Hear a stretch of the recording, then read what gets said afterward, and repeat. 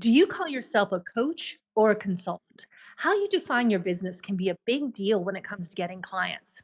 So, today we're talking about how to figure out which way is best for your business and your income. I'm Laura Zavelson, and this is the GenXpert Show, where we talk about capitalizing on your expertise and experience to build a business as a coach, consultant, or independent expert.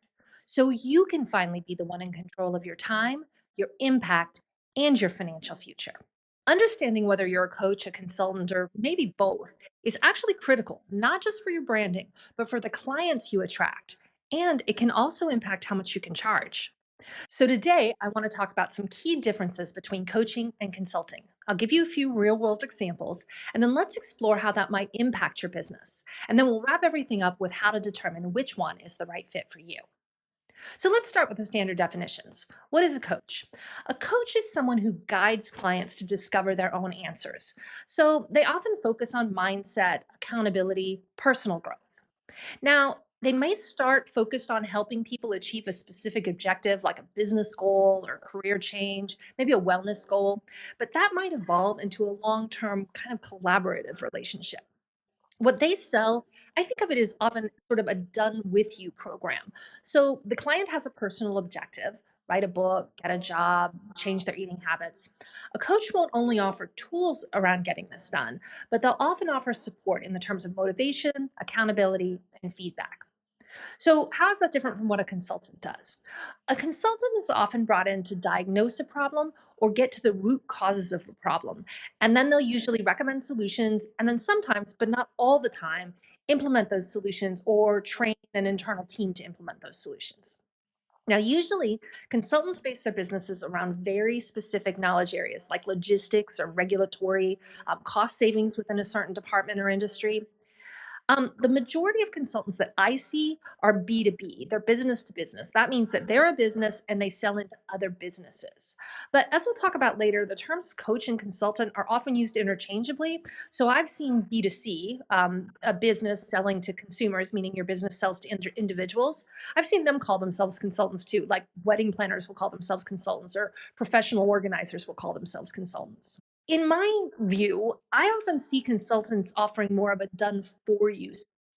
So they provide an expertise that the organization itself may not have, or they take a problem or a project off the plate of somebody else inside that business. So, whatever business that you're thinking about, how do you want to work with people? Is it more of a done for you solution or a done with you solution? We're going to come back to more of these questions that's going to help you narrow things down in just a few minutes. Okay, but first of all, let's talk about why these two terms are often interchangeable. And why does it even matter? Well, first of all, there's a lot of overlap. Both roles involve solving problems and supporting clients. Plus, it really is confusing because a lot of people blend aspects of both into what they do. So think about a leadership coach who also offers consulting or team building strategies. So here's why it matters. If you are going to get people to buy from you, they need to be able to find you. And when they start looking in certain categories, they may be very clear on whether they're looking for a coach or whether they're looking for a consultant. So, if possible, you want to reflect that in your messaging. So, which one is better? Which one should you pick? I think step one is to consider your potential client, the person you want to help, and think about which one they're going to be searching for and which one they would be more comfortable buying from. And if you're not sure, ask. So here's a high level generalization to get you started. If you are going to be selling into small or medium sized businesses, or especially if you're going to be selling into corporations, if you're in any functional area besides people development, you're probably going to want to call yourself a consultant. The consulting model often involves phased work, including assessments, solution development, advising, and the execution of all of that falls really well under that umbrella. I think the exception to the rule is if you do leadership or team development, and that's often more focused on the individual or individual roles as a part of the whole, in which case I think businesses can get comfortable with hiring coaches. On the other hand, if you are selling to individuals or solo or very small businesses, I think there's a ton of flexibility about what you call yourself. So let's talk about the two ways your choice on this might impact your business, and then we'll get down to those self assessment questions. So, the first thing it could impact is how you think about building out your program or service. For example, if you help people with money and you help people change their relationship with money, then you might define yourself as a coach. And then your program might be a longer term experience that focuses on mindset exercises. It might have one on one sessions, that sort of thing. On the other hand, if you help people with money and you help them figure out how to allocate their investment portfolio, then you might want to define yourself as a consultant, and then your product becomes an investment and maybe an allocation recommendation or a plan. Do you see how that sort of splits toward is it done for you and done with you kind of division that I was talking about earlier? The other impact this can have on your business is how much you can ultimately charge. So, if you're a coach, you're often trying to set a price based on an intangible outcome, like a mindset shift. And that's why in my program, Business Breakthrough, one of the first things we do is try to tie those intangible outcomes to a milestone or an endpoint in the form of a defined program, because that often enables you to charge a higher price. Now, those tangible outcomes are often easier to define under the consulting umbrella because if you can go into a business and take away an immediate problem and it's a tangible result, you revamp the commission structure, you deliver 4 press releases, you put together a product innovation strategy, you can command premium pricing and your clients likely have the budget for it. But that said, honestly, I can think of exceptions to both. So here's the bottom line. I think if your clients are individuals or very small businesses, they are a lot less sensitive to what you call yourself. But the larger and more professionalized your target client, the more likely they're going to want you to fit in a box.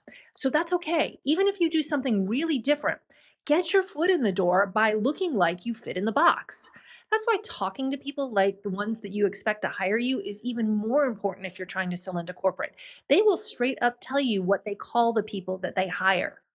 All right. So we've talked about the high level differences between coaching and consulting.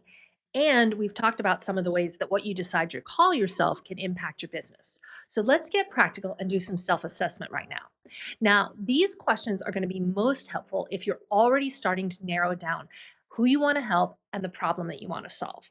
If you're still looking to generate ideas for your business, I share a process for doing that in episode 1, how to start a coaching or consulting business, and I'll link to that in the description. Okay, but if you have some more defined ideas about what you want to do, let's ask a few questions. First of all, what transformation do you want to deliver? How hands on do you want to be? And do you want to work long term or short term with clients? So, all of those should start to inform whether or not you want to lean coaching or lean consulting. And then I think the two big umbrella questions are Are you really passionate about guiding clients to self discovery? In which case, I think you want to lean coaching. But if you'd rather provide solutions and roadmaps, then you might want to lean a little bit more towards consulting. Now, I know a lot of you are really early in your process, but it's not too early to start thinking about some of these answers. So, in addition to impacting how you develop your brand and your messaging, they are intrinsic to how you're going to develop and deliver your program or services. So, one last thought: what if you're both, like a hybrid? What if you feel like you don't fit neatly in either box? I'm going to go back to my original recommendation that you put yourself in your client's shoes as you make this decision. Because in your marketing and messaging, clarity and consistency are going to be more important than what you call yourself. I consider what I do more hybrid work. So I skip the title of coach or consultant altogether, and I actually call myself a business strategist. And I know other people in the field who are like me use words like educator or guide. And if you're in the creative space, I don't think anyone is going to think twice if you define yourself in a creative manner. Just don't make it so creative that no one can figure out what you do. I know one coach who was a book development consultant for writers, and she was calling herself a bridge. I think it just left a lot of people scratching their heads. So, again, it's okay to blend coaching and consulting, but clarity is key when you're telling other people what you do, certainly in person and especially online. All right, so I hope this episode has helped you get a handle on the difference between coaching and consulting and how you can use that definition to help you attract the right clients and grow your business.